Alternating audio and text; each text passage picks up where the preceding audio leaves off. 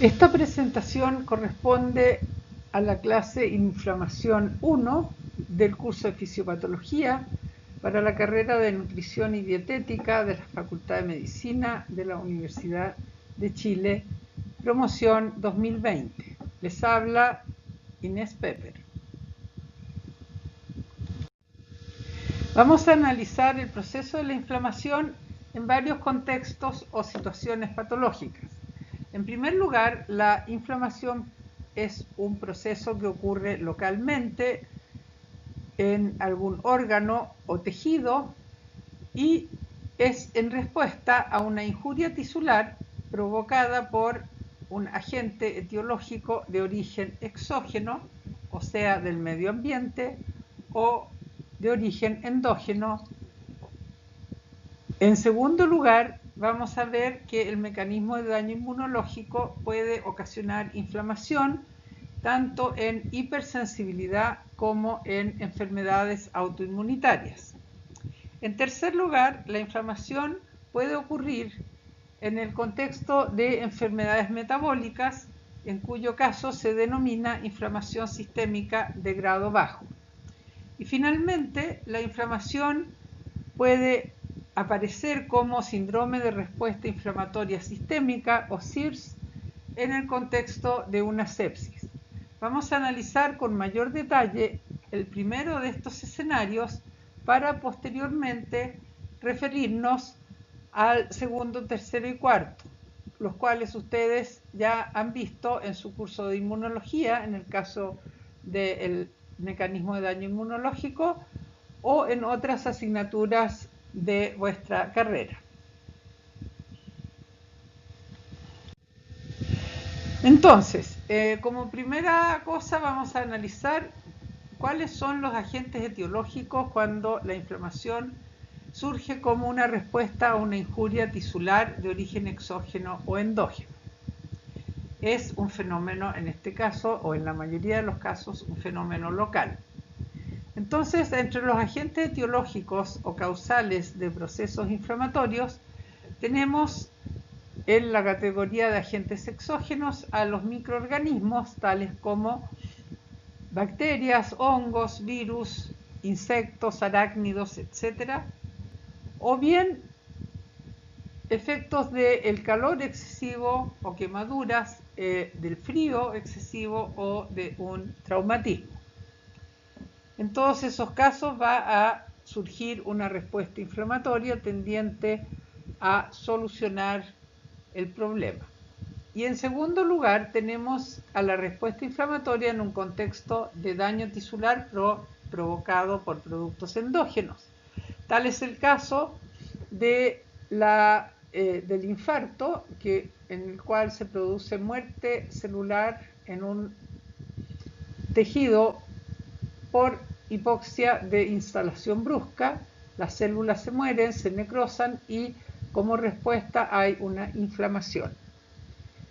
Además, lo mismo ocurre con la presencia de cristales como los cristales de urato de sodio, los cuales son fagocitados por polimorfos nucleares neutrófilos y puede ocurrir entonces una respuesta inflamatoria tal como se observa en la gota, que afecta las articulaciones de los dedos del pie fundamentalmente.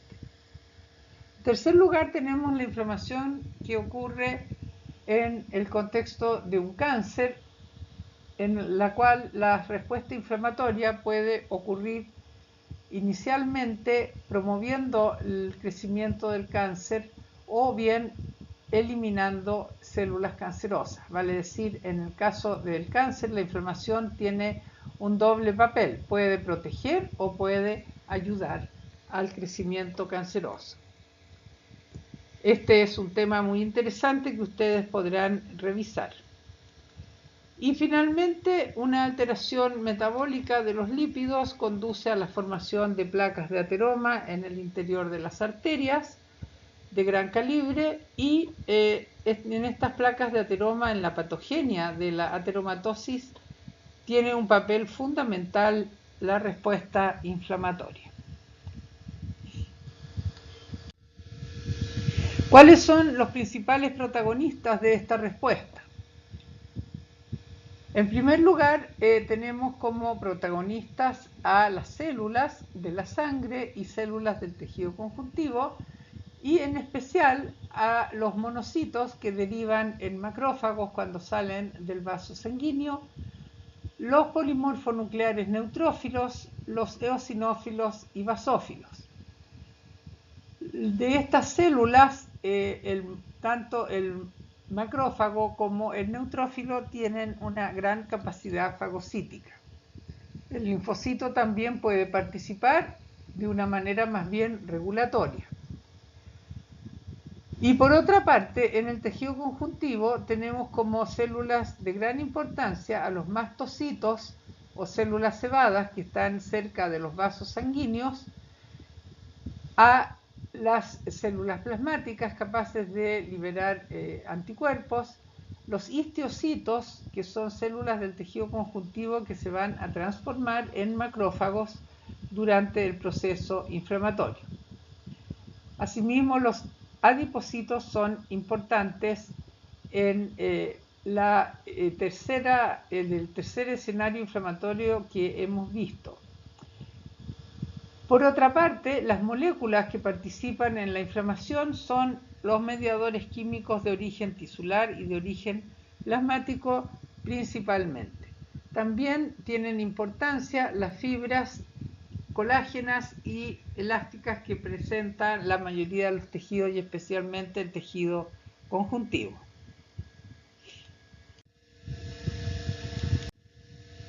¿Cómo se logra que las células fagocíticas que están dentro de los vasos sanguíneos salgan de ellos y fagociten a los microorganismos o a los agentes injuriantes o al tejido dañado?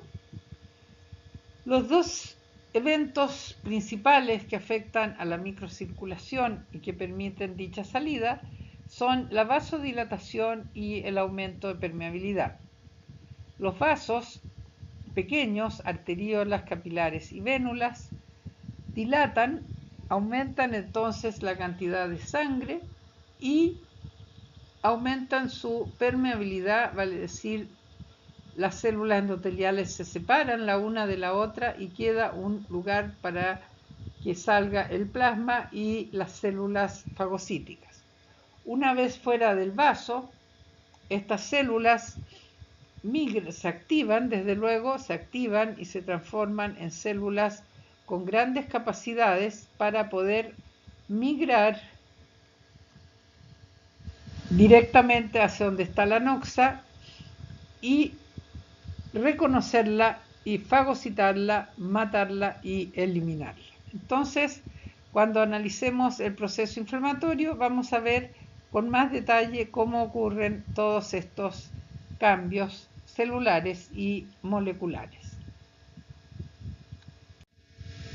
Entonces, lo primero es los cambios que afectan a la microcirculación y sus consecuencias inmediatas. En este diapositivo vemos un corte histológico donde se aprecia una vénula, una arteriola y un capilar. Y en el esquema que está al lado podemos observar cómo se comunican arteriolas, capilares y vénulas, y este dibujo lo pongo especialmente para que ustedes se fijen de que existen unas zonas que se denominan esfínter precapilar, los cuales están normalmente, muchos de ellos, no todos, pero normalmente cerrados. Entonces, ¿qué pasa cuando hay vasodilatación? En primer lugar, llega una mayor cantidad de sangre al área, o sea, hay una hiperemia.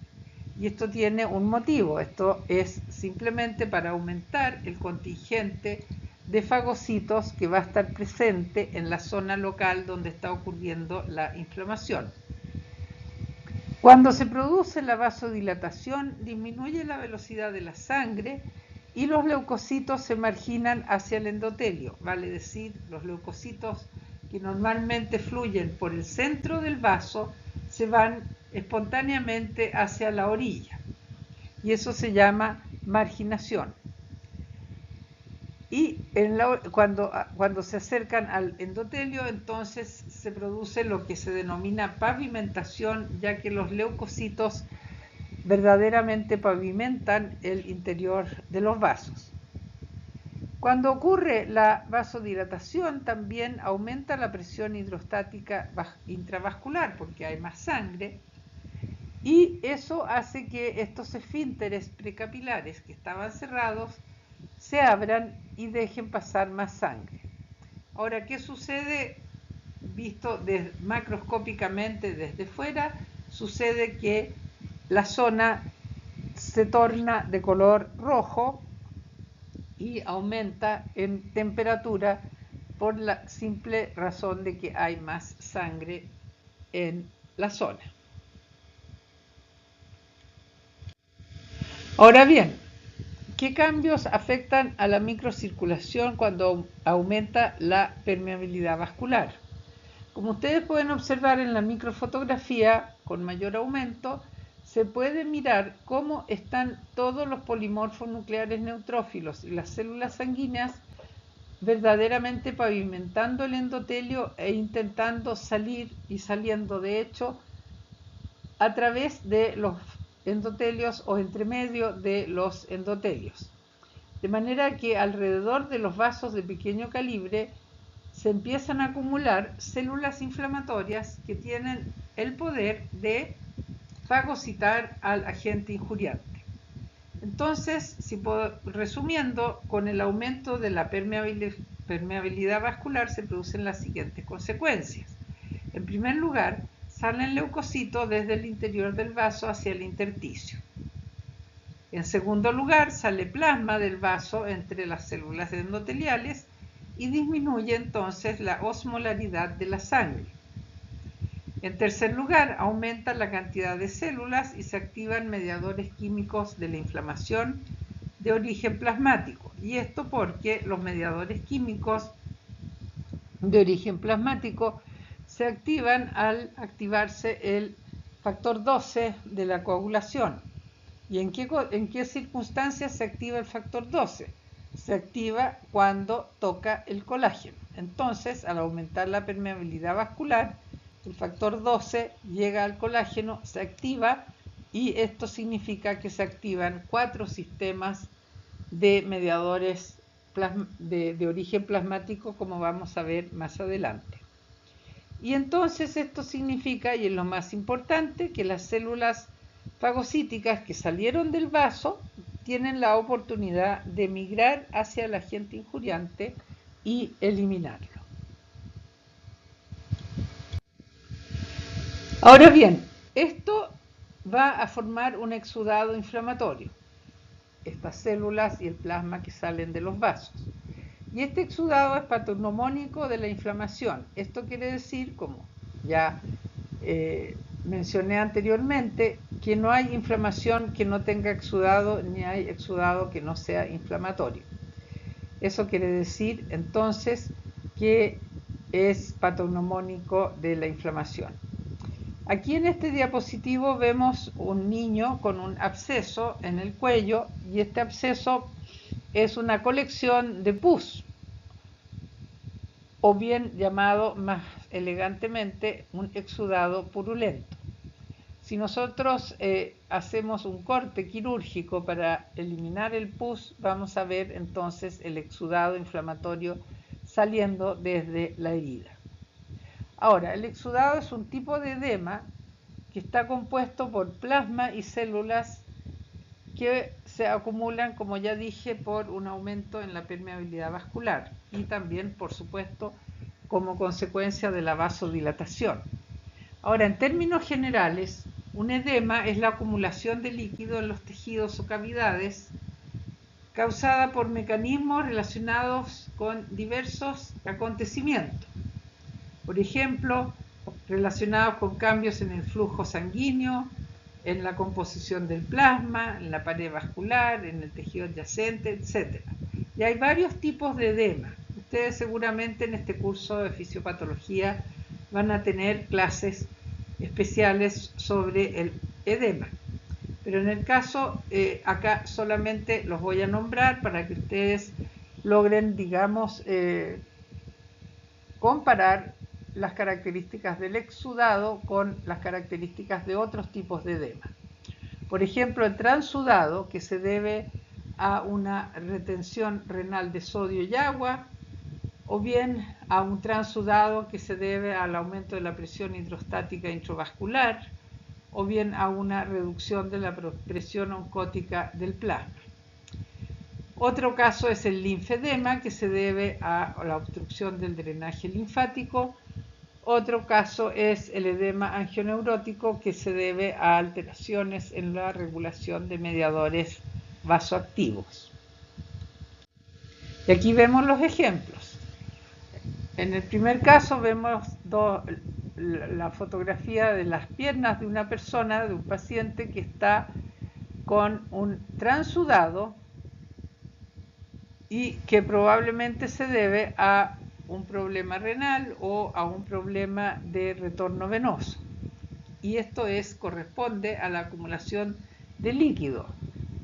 Y es líquido sin proteínas y sin células. Es parecido al suero y no coagula. El exudado, en cambio, lo podemos observar en el pie de esta persona.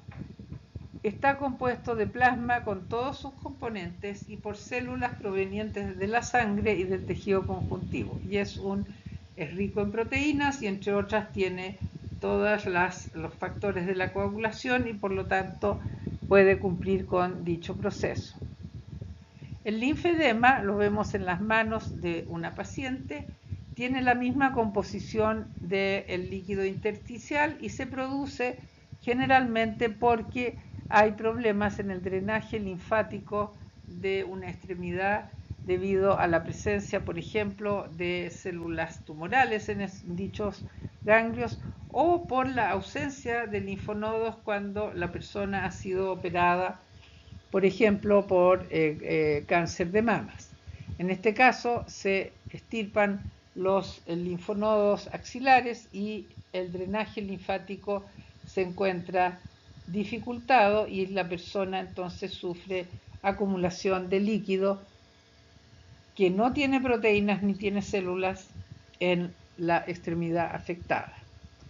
Y en el último dibujo, en el último cuadro, vemos un edema angioneurótico que se produce debido a enfermedades genéticas en las cuales no se encuentran algunas moléculas reguladoras de mediadores, como por ejemplo inhibidores de las cininas o inhibidores del complemento. Esta es una enfermedad mucho más rara y lo que se observa es un edema que carece de células también y carece de proteínas. Tiene un poco más que un transudado, pero menos que un exudado. Entonces, para resumir, si tenemos una situación normal, vamos a tener una presión hidrostática que empuja al líquido hacia afuera y una presión oncótica que empuja el líquido hacia adentro, y cuando están en equilibrio, entonces la circulación procede sin que salga agua y células en forma importante. En el transudado, en cambio, como se ve acá, hay una presión hidrostática aumentada y una presión oncótica disminuida, o una presión oncótica disminuida, puede ser lo uno, lo otro o ambos, y se produce salida de líquido hacia el exterior del vaso. En cambio, en el exudado tenemos una vasodilatación y una permeabilidad aumentada, lo que hace que salga tanto líquido como proteínas y células, que es lo que ocurre en la inflamación. Bien, ¿qué eventos conducen a la formación de un exudado inflamatorio? Como hemos dicho, el exudado está presente siempre en todos los procesos inflamatorios. En primer lugar, vamos a ver cada uno de estos eventos en forma particular. En primer lugar, se expresan moléculas de adhesión celular en las células que van circulando por los vasos. Se activan el endotelio, se activan los leucocitos.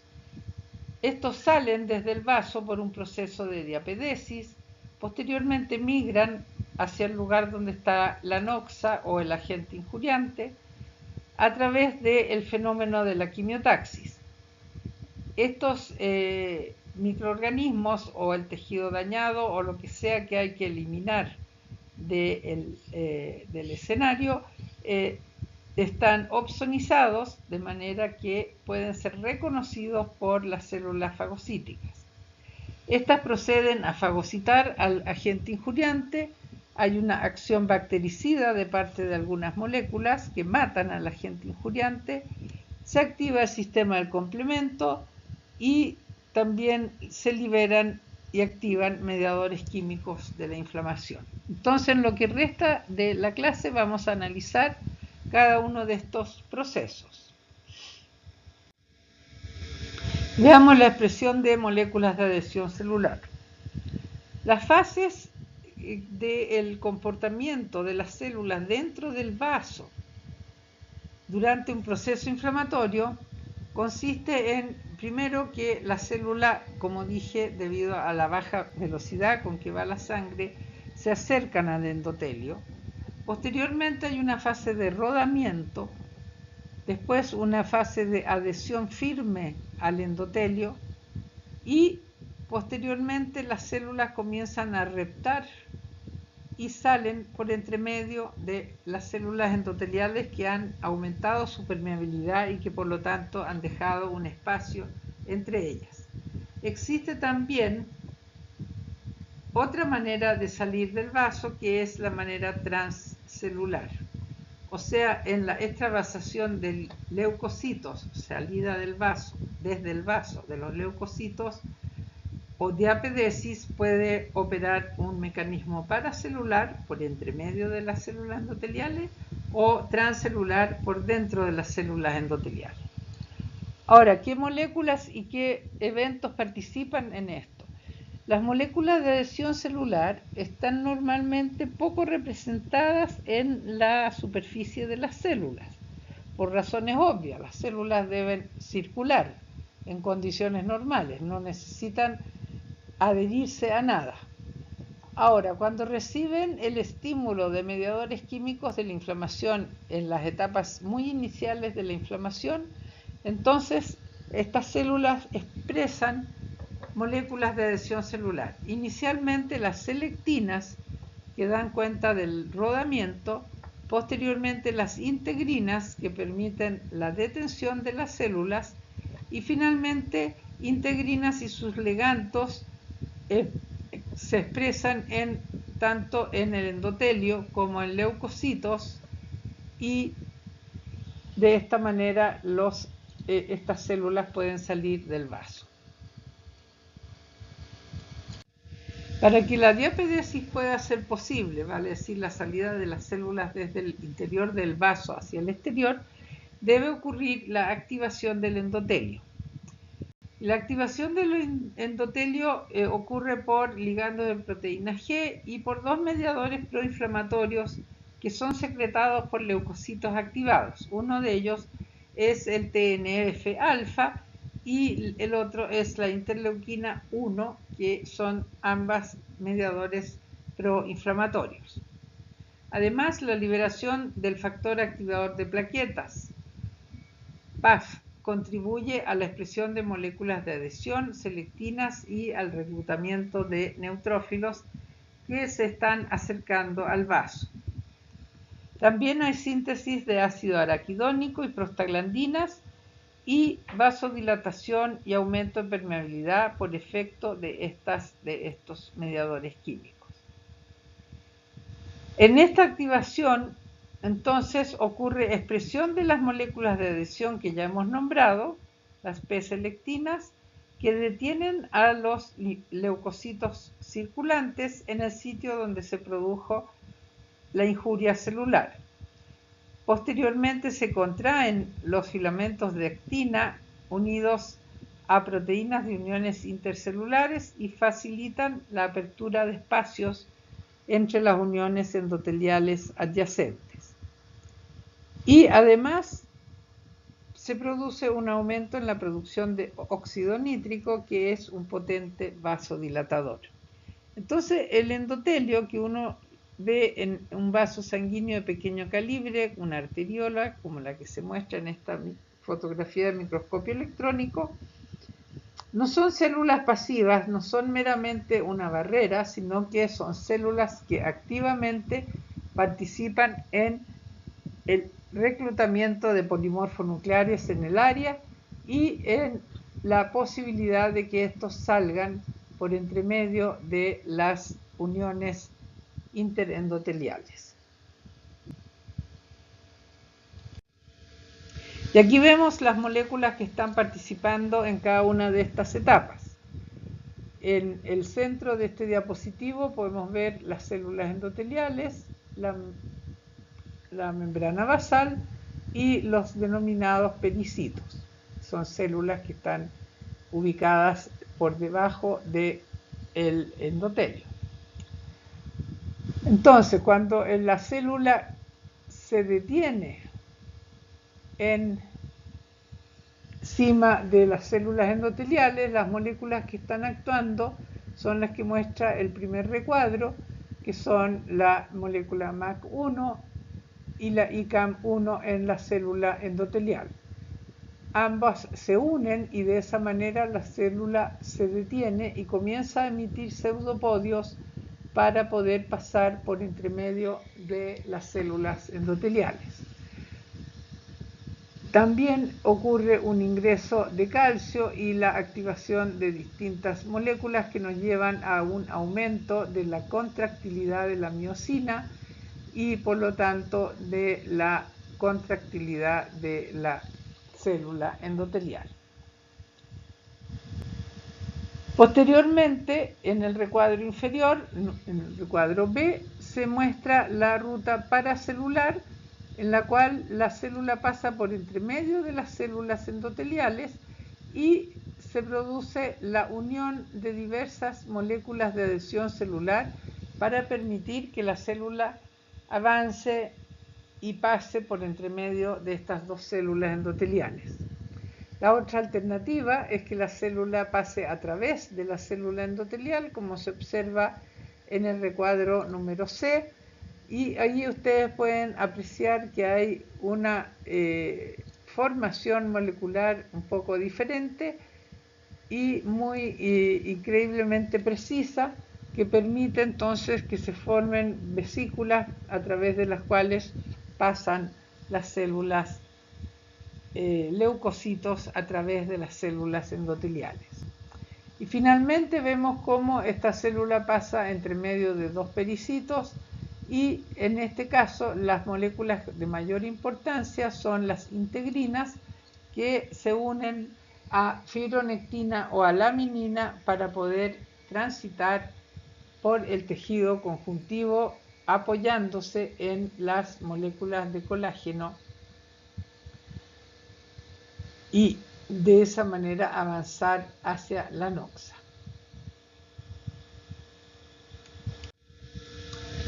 Ahora bien, hemos visto que se activó en las células endoteliales y ahora veamos qué les ocurre a los leucocitos cuando se activan.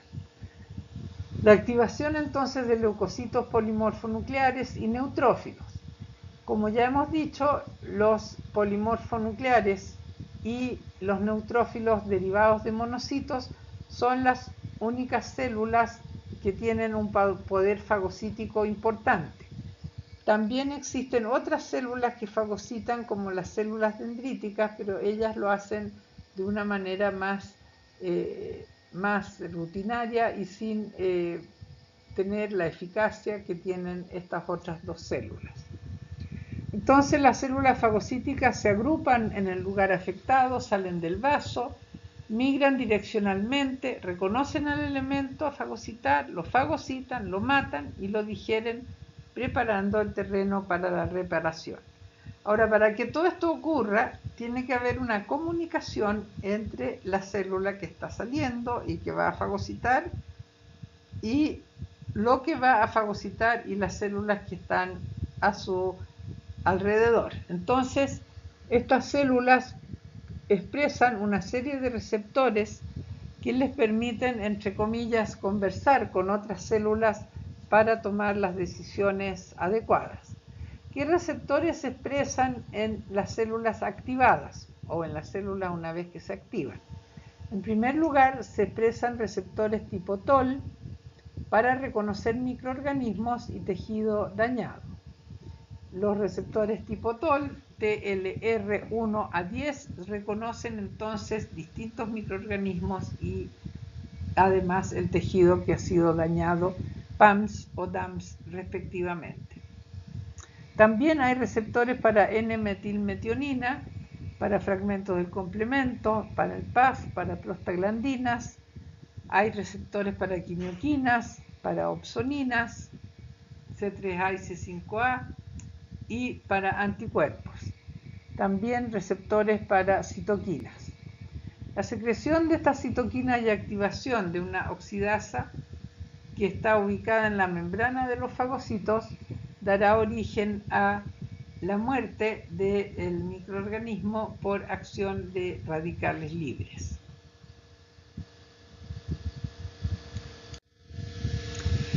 Veamos con más detalle la diapedesis y la migración. Una vez que están activadas las células, los leucocitos, como ya hemos dicho, salen del vaso sanguíneo. Aquí en esta microfotografía del microscopio electrónico se ve a un polimorfo nuclear neutrófilo saliendo del vaso. La parte superior del diapositivo corresponde al lumen del vaso y la parte inferior corresponde al tejido conjuntivo subyacente. Acá vemos una célula endotelial y por entre medio está saliendo esta célula, este leucocito. Y estas pelotitas que se ven muy pequeñitas y estas fibras corresponden a fibras colágenas. Ahora, en este diapositivo se aprecia muy claramente cómo la célula se va uniendo o afirmando en el colágeno para poder movilizarse. En el dibujo que está acompañando a esta microfotografía, vemos entonces cómo a través de la unión con integrinas, con PKM1, HAM-B, HAM-A, HAM-C, etc., y la cadherina y las integrinas, las células se sujetan del colágeno o de células cuando van pasando por entre ellas. Esto es muy importante. Si faltan algunas de estas unidades, vale decir, si faltan las moléculas de adhesión celular, entonces las células no pueden salir del vaso, no pueden fagocitar, no pueden matar al microorganismo y por lo tanto las personas enferman una y otra vez con microorganismos. Y esto es lo que sucede en una enfermedad denominada LAD o Leukocyte Adhesion Deficiency, y estas moléculas, estos niños no tienen una subunidad de una molécula de adhesión celular y generalmente están siempre afectados por inflamaciones debido a microorganismos y mueren a temprana edad.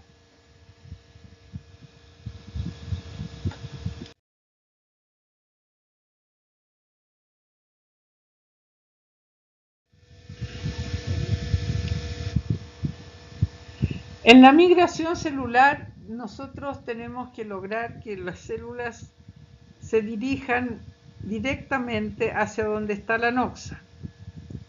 Y para ello se utiliza el sistema de las quimioquinas. Las quimioquinas son moléculas que están en una gradiente de concentración, como se observa en el dibujo superior, una concentración creciente. Mientras más cerca del agente injuriante estemos, mayor será la concentración de quimioquinas. Entonces, lo que ocurre es que la célula fagocítica tiene en su superficie receptores para estas moléculas, para estas quimioquinas, como se ve en el dibujo superior derecho. Ahí ven ustedes estos receptores que se ven en color azul, cuyo ligando es el factor quimiotáctico o quimioquina, aquí de color verde, y mientras se van llenando los receptores, como se ve en la figura inferior, se van produciendo mecanismos de feedback negativo, de manera que los receptores se empiecen a expresar solo en un polo de la célula, empujando entonces el movimiento de la célula hacia el lugar donde hay mayor cantidad de moléculas de quimioquinas. De esta manera, la célula, siempre buscando más y más quimioquinas, se va a ir acercando al lugar donde está la noxa. El reconocimiento de aquello que hay que fagocitar se produce debido a la presencia en los microorganismos de los patrones moleculares asociados a patógenos. Estos patrones moleculares son moléculas que se encuentran solo en los microorganismos y no en sus huéspedes. Y no solo eso, sino que estas moléculas son indispensables para la vida del microorganismo, de manera que la vida del microorganismo no es concebible si es que no hubiera PAMs. Ahora, aquí ustedes tienen en este dibujo virus, bacterias gram positivas, gram negativas, hongos y protozoos, todos ellos con distintos tipos de PAMs o patrones moleculares asociados a patógenos: RNA, DNA, glicoproteínas, lipoproteínas, flagelina, manano, simosano, betaglicanos, etc. Entonces, estos microorganismos tienen estas moléculas que se llaman PAMs, y nosotros no tenemos estas moléculas PAMs, no las conocemos, no las tenemos, pero sí tenemos receptores específicos para ellas. Y esos receptores se llaman TLR o receptores tipo TOL, Toll-like receptors. Y como ustedes ven en esta fila, hay receptores TLR2, 4, 9, 3, 7, 8, etcétera, etcétera, y cada bacteria o cada virus o cada hongo o cada protozoo va a tener determinados TLRs que van a ser captados por el huésped de dichos microorganismos. También hay otros PRR, que son los receptores para detectar estos PAMs y DAMs. Tenemos otros que son, como lo son los LRR y los NLR o Not-like receptors. También hay sensores para DNA de las bacterias especialmente. Entonces, de esta manera, el sistema reconoce aquello que no está en ese huésped, es decir, reconoce moléculas extrañas, ajenas a él, y monta respuestas para eliminarlas.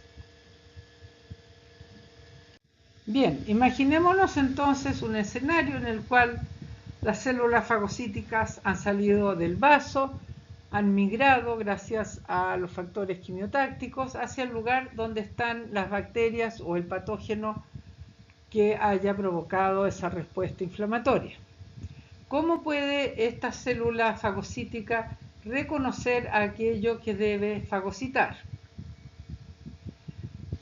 Uno de los primeros mecanismos que conocemos es el de la opsonización, en la cual moléculas del huésped reconocen al patógeno y estas moléculas, son reconocidas por el fagocito.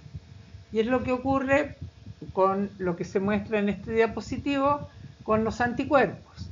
Entonces, los anticuerpos específicos para ese microorganismo se unen a la membrana de ese microorganismo mediante su fragmento FAB y dejan mirando hacia fuera el fragmento FC.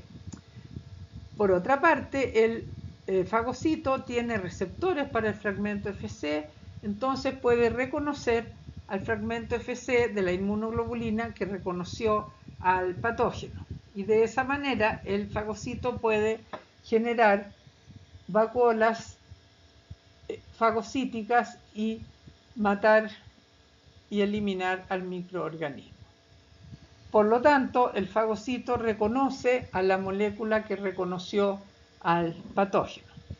Entre las moléculas que tienen esta actividad de opsonizar están las inmunoglobulinas, el fragmento C3b del complemento y algunas proteínas de fase aguda. La fagocitosis ocurre entonces, el fagocito emite pseudopodios, engloba a la bacteria que ha sido reconocida por medio de receptores. Existen otras maneras de reconocer, como lo son el reconocimiento, como ya vimos, por los receptores TOL, tipo TOL, de los PAMs bacterianos o de los DAMs, en el caso de que lo que haya que fagocitar es un tejido alterado. Entonces el fagocito reconoce, incorpora al microorganismo o al tejido dañado a un fagosoma, al cual se une un lisosoma formando el fagolisosoma, y posteriormente se digiere aquello y el fagocito libera por exocitosis el debris soluble que queda. Y esto lo vemos en esta microfotografía electrónica, donde podemos observar los microorganismos siendo fagocitados por este macrófago que ha emitido entonces estas prolongaciones citoplasmáticas para poder englobar a aquello que hay que fagocitar. Y en estas microfotografías que corresponden al microscopio electrónico de barrido, podemos observar lo mismo con mayor detalle. Primero, en el primer recuadro vemos a la bacteria, que tiene, aquí está señalada con la letra B, que está siendo englobada por los pseudópodos de la célula, y en este momento, en el momento en que la bacteria es tocada por la membrana del fagocito, se comienza a activar una oxidasa que va a originar los radicales libres necesarios para matar a este microorganismo. Entonces, se van a ir produciendo cambios en el citoesqueleto de la célula que permiten la formación de estos pseudópodos cada vez más grandes y de los lisosomas hacia el fagosoma en el interior de la célula.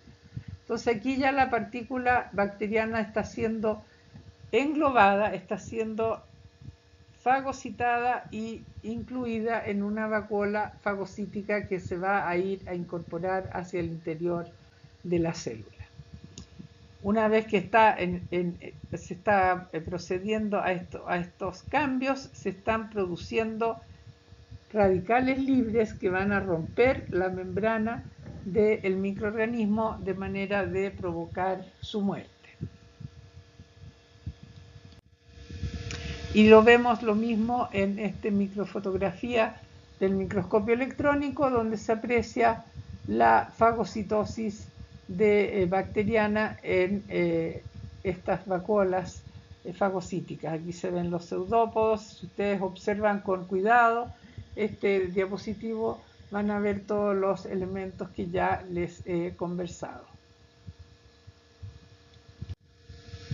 Y entonces la acción bactericida se produce porque esta oxidasa activa al oxígeno y lo transforma en un anión superóxido, que es un metabolito, un radical libre, al cual le sobra un electrón, ¿no es cierto?, y que va a ir a actuar sobre la membrana de la bacteria fagocitada.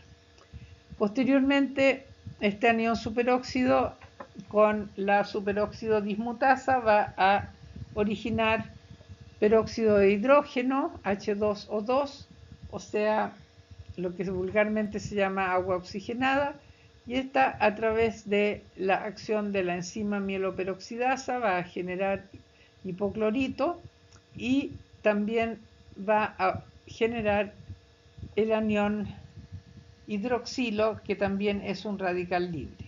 Ahora, entre el anión superóxido, el hipoclorito y el hidroxilo van a provocar la muerte de la bacteria. La presencia de una catalasa va a permitir la transformación del peróxido de hidrógeno en agua y medio oxígeno, y esto es un mecanismo regulatorio para evitar que se produzcan demasiados radicales libres que puedan matar a la propia célula. Otra manera de eliminar y de ejercer una labor bactericida es a través del sistema del complemento, que ustedes ya han conocido en su curso de inmunología. Y aquí vemos las tres vías: la vía clásica, la vía de las lectinas, la vía alternativa. Y lo que me interesa recalcar acá es la presencia de C3, que se transforma en C3A y C3B, siendo C3A una anafilotoxina, vale decir una molécula proinflamatoria, y C3B una opsonina. Posteriormente se va a formar el complejo de ataque a membrana, formado por C5, 6, 7, 8 y 9, y eso va a perturbar la membrana y va a producir un intercambio de agua y iones que ingresan a la célula para finalmente lisarla, que es lo que vemos en este diapositivo, donde está C5b, C6 y se forma C5b67, al cual se une C8, posteriormente se une C9 para formar este complejo de ataque que se inserta en la membrana de la célula, permitiendo el ingreso de agua y sodio y la salida de potasio. Y con esto terminamos la primera parte de esta clase de inflamación.